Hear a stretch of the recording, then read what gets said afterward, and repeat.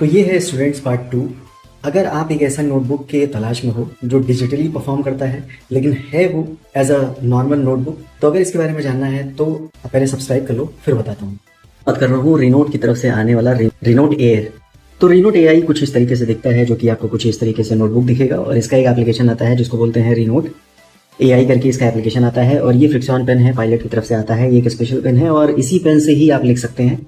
कोई और पेन, ये एक डिस्क्लेमर है, कोई और पेन इस पे नहीं काम करेगा, तो इसका ख्याल रखें।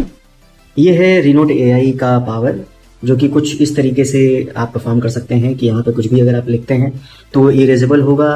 कई सारे एआई टेम्पलेट्स मिलेंगे, स्केच कर सकते हैं आप, स्केल मिलता है, वाटरप्रूफ है, इको फ्रेंडली है एंड नॉन टेरेबल पेजेस है। ठीक है, और किसी भी टास्क को अगर आप परफॉर्म करते हो तो आप इतनी जगह प्लेटफॉर्म्स पे आप उसको शेयर कर सकते हो।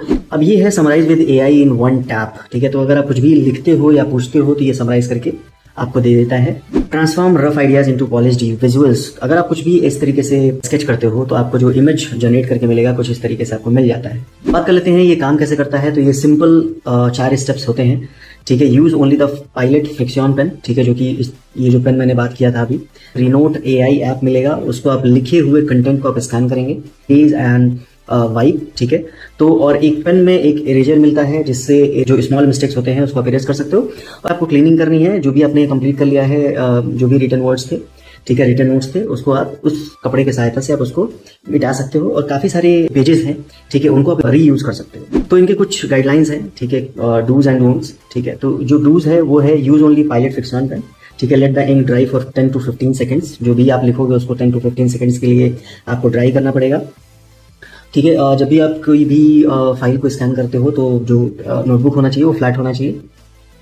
जो भी आप लिखते हो, ठीक है, तो आपको जो एक क्लोथ मिलेगा या तो आप उससे साफ करो, या तो आप किसी भी क्लीन जो भी आपके पास कपड़े होंगे, ठीक है, आप उससे साफ कर सकते हो। Scan in good lightning. जो भी आप लिखे हुए नोट्स को अगर आप स्कैन करना चाहते हो तो एक अच्छे लाइट में ही आप स्कैन करना। जो डोंट्स हैं वो basically don't use ball point and gel sketch pens और मार्कर्स।